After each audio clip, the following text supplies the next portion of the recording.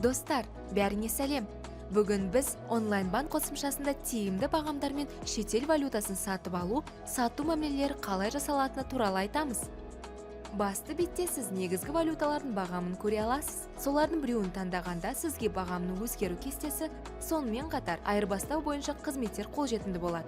Айырбастауға өтінімді құрастыру сондай-ақ құру мәзірінде де қолжетімді. Егер сізде қосымша валюталық шот болмаса, айырбастау барысында қосымша оны құруға көмектеседі. Есептен шығару шотын көрсетіңіз, сондай-ақ толықтыру шотын көрсетіңіз.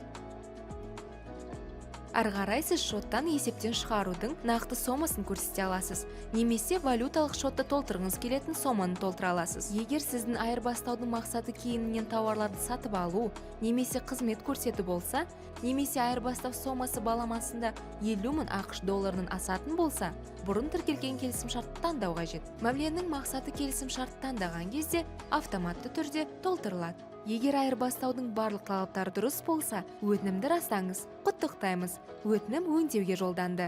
Өтінімнің мәртебесін операциялар мәзірінен қарауға болады. Өтінім орындалғаннан кейін сатып алынған валюта сомасы сіздің шотыңызға аударылады.